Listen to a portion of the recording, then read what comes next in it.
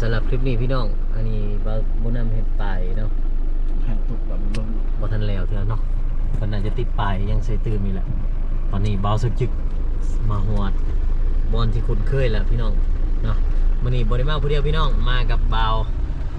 พี่แก้วเนาะ สบายดีท่านผู้ชม สองไอ้น้องตระกูลลุยพี่น้องเนาะโอ้ขึ้นฮอดอดีตเนาะปีก่อนหน่อยเนาะปีใกล้ในน้องบ่ได้อยู่นํปีก่อนขี่รถจักรมานำกันสองไอ้น้องเนาะโอ้ยข่อยไปอยู่โรงพยาบาลก็คิดฮอดพร้อมเด้คิดฮอดเด้เบิ่งยามใดนี่คิดฮอดกับความหลังเนาะคิดฮอด FC คิดฮอดพี่น้องเขาต้องเรื่องคิดฮอดเบาบ่นำเนาะคิดฮอดสายทางบ่เฮาเคยย่างแล้วพี่น้องเนาะฮอดความหลังตอนนี้ก็น่าจะมาฮอดแม่นตะบ่แม่นบ่ได้เป็นบ่ ทางนี้แหละแต่ว่า ขอจูมือพระเดชคุณทานสักจืดมาแล้วพี่น้องเอ๋ยหนึ่งซับหนึ่งไลค์หนึ่งแซ่เพื่อเป็นกำลังใจสบายดี สบายดี วันนี้ยังมาฝากเอา ขอบใจละเด้อจันเด้อนี่พี่น้องเอ้ยสุดยอดเลยโอ้ดีใจจันโอ้แต่งตัวรอด เก่าหน่อยเจ้าเนาะ แต่งตัวรอดแล้วมากันซาลี่เลยลงซาลี่ บาแล้ว เอ้าแท้ก็จันเป็นเรือเป็นวุ่นว่าวันนี้ก็เลย บาแล้ว เครื่องมาเจ๊จะไหน เครื่องเข้ากับไข่นี่แล้วกัน เบิ่งเดียวพอเดี๋ยวนี้มีทีมงานไล่แล้วเดี๋ยวนี้ มา เอาไปเอากันสติ โอเคคนเลยป่ะ เป็นมาคนเลยโถเครื่องเต็มอัญญะเลยมีผ้าห่ม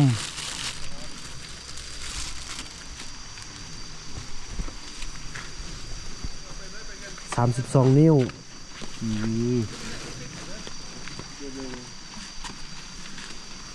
หาคนไปไว้เพื่อนอันสติ๊กหมดเลย จานเด้อเนี่ย โอ้ข้าวสารเบิ้งเดี๋ยวไอ้ส่งแบ็คอันนี้เป็นข้าวสารบ่ แม่นละ ไอ้ส่งแบ็คขึ้นไปพูดเลยบ่จัน อันนู้นเอาตัวนั้นอันนู้นกอซัดอ่ะแบกข้างเห็นสติ๊กแบกไปแล้วนะ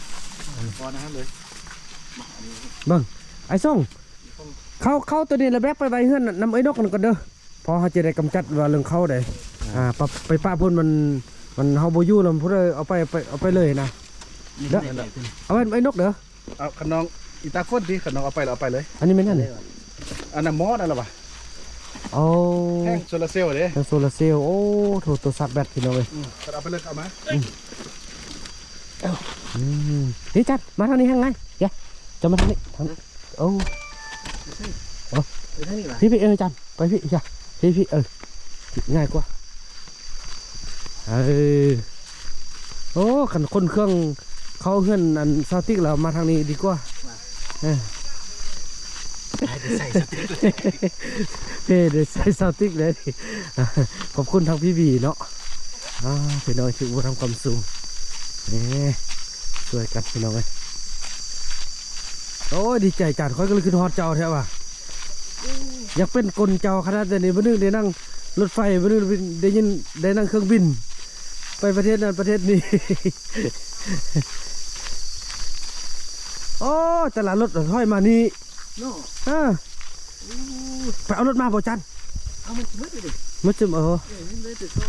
เนี่ยลืมเอาแท้ว่ะเขาเจ้าก็เข้ามาอยู่นี่แหละ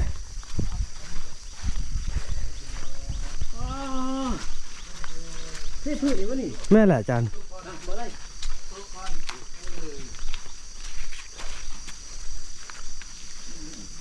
เอาหนักเด้อ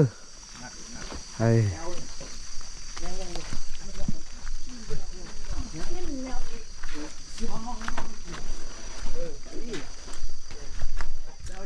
ไปเอาเครื่องเต็มหน่อยไปละไม้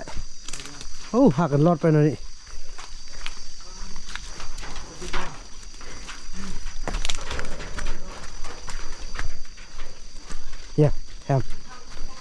หามอกเนาะเรามีไก่ซีอยู่เนาะแต่เพื่อเสื่อมเนี่ยหามอกการเนาะเฉพาะเนาะจีไก่ซีตะกี้ก็พอได้เรียกมือกลิกกระบะแล้วบนนึงจะเราเอา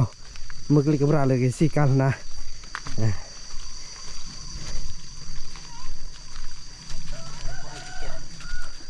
ันนี้แพงโทโซลาเซลล์ สติ๊ก ปาดโดซาวติก อันนี้อันตู้เซอร์เครื่องไปเลยเนาะสำเนียงก่อนพี่น้องเอ้ยความเอาใจใส่ของเอวีเนาะโอ้ดีใจอุ่นเอาคนไปไว้เฮือนซาวติกหมดก่อนเด้อพอหลักๆแล้วของซาวติกมื้อนี้เราค่อยว่ากันตัวใดเป็นของที่จะแบ่งปันกัน ใจจังอันนี้ขนมมาให้ โอ้ขอบใจรายจานเอ้ย โอ้ใครกันนี่อยากจะได้บุคคลที่มีเวลามาหากัน แม่นแหละ เบิ่งนั่นเด้ให้ทุ่งเด้ ลุงเดียว บอกบ่ได้หรอกเอ้าขนม โอ้ขอบใจจานขอบใจนี่ยังเลยนี่ของตอนมีขนม บุญมี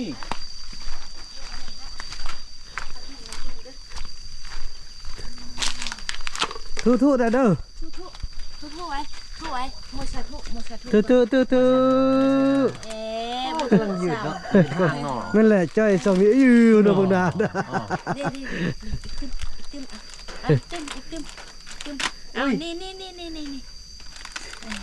ขอบใจเด้อ ใบดีไม่เท่าแพทย์ เนาะนี่จันเป็นโลใหญ่ครับผู้เฒ่าบ่เริ่มบุญรอดกันบ่เครื่องยังบ่จันแล้วเบิ่งทับไอ้กี้ก่อน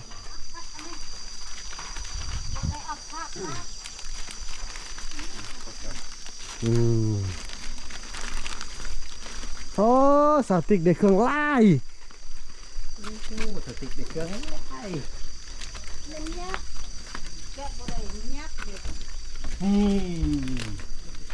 thank you โอ้ นะ ขอบใจเด้อลูกขอบใจก่อนให้เสร็จขอบใจนะขอบใจนะบุญรอดได้เอามั้งเอาขึ้นก่อนจันเราครับขอบใจก่อนขอบใจยกสูงๆได้ลูกเอามือสูง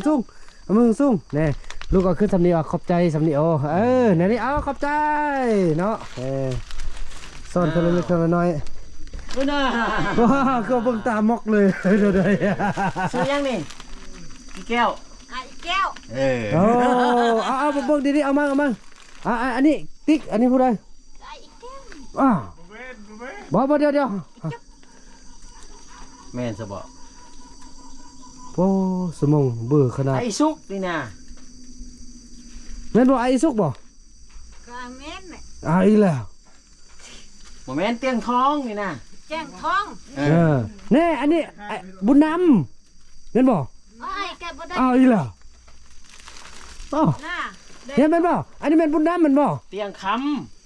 ย่า คำ ย่า อันนี้ก็มาตีเพิ่งแม่ ำเตียงค บุญนำติแม่น ำเบาซุก ผู้ใดก็หมดอันแลสมอง เอาอัน โอ้ นี้นะ อย่าถือซาเด้อพี่น้องซะนะอย่าถือซาเขาซะนะฮู้ละ ชื่อจังมา เนาะ ชื่อ โอ้ตาย ทุกคนรอดอ่ะ อันนี้เบาซุกอีซุก ทุกคน มาแต่ไต่นะอีซุกชื่อบ่ เข้าใจป่ะพี่เด้อเนี่ย ที่ยกขึ้นได้หรอ ขอบใจเด้อเจียวโดนขอบใจอะไร โอ้หลายๆเด้อบุญรอดอ่ะ น้องก็จะกินนะเอาซื้อ ไม่ใช่ว่ะ กินใกล้ไอ้แบงค์ให้ โอ้ ช่องทุ่ง ขอบใจอันไอ้แก้วได้ ใจเด้อไอ้แก้ว นี่บนรอดนี่นะนี่ให้มายุมันเนี้ย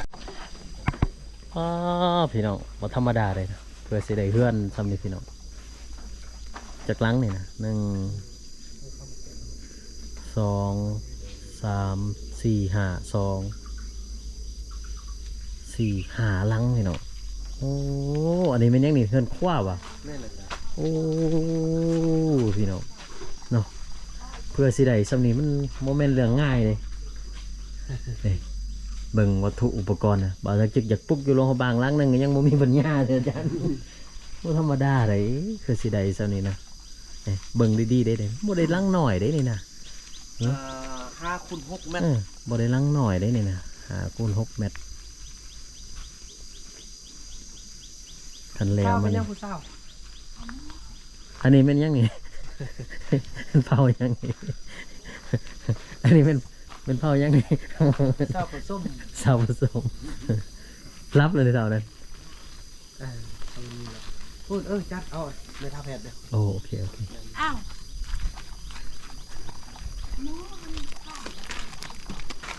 สบายดีไอ้เท่าสบายดีไอ้เท่ามี่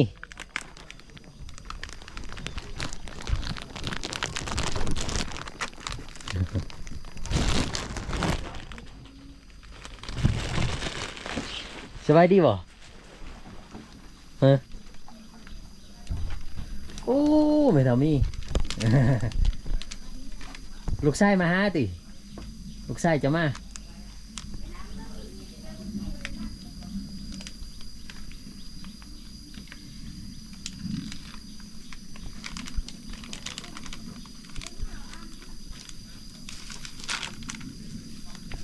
สบายดีเบายังนี่อันนี้ดิกี่แก้ว ใจเด้อ โอ้ย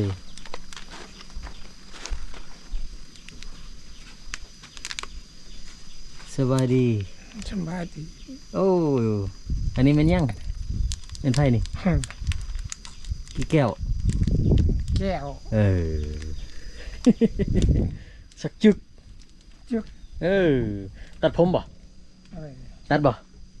ตัดบ่ อ้าวไอ้ตัด โอ้ ตัดผมแม่ เนาะ ผมยาวดิ โอเคเอ้าบ่คุณมีตัดบ่ นี่เนี่ยอันเทียน มีป่ะ ยืมได้ เขาเอามานั่นอันน่ะ อย่าลืมติดตามคลิปต่อไปพี่น้องเนาะบ่าวสักจึกสิแปลงโซมให้พ่อเฒ่าจันทร์เบิ่งทรงผมเพิ่นพี่น้องคือสิหลายเดือนที่ว่าบ่มีโอกาสตัดเนาะเดี๋ยวบ่าวสักจึกสิถือว่ามีเป็นโอกาสดีเนาะพี่น้องเนาะมาครั้งนี้เดี๋ยวบ่าวสักจึกสิแปลงโซมขอบบุญขอบคุณขอบอกขอบใจทุกกำลังใจสื่อใดใครมานพี่น้องหากทาน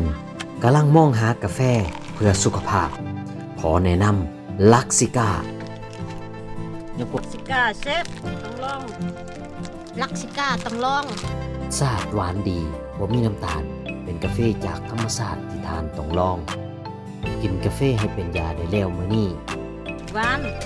เซฟ มาดสั่งซื้อได้ตามข้อมูลที่ขึ้นเทิงหน้าจอลุ้นทันทีเพียงแต่บอกว่าติดตามจากรายการ Subject Channel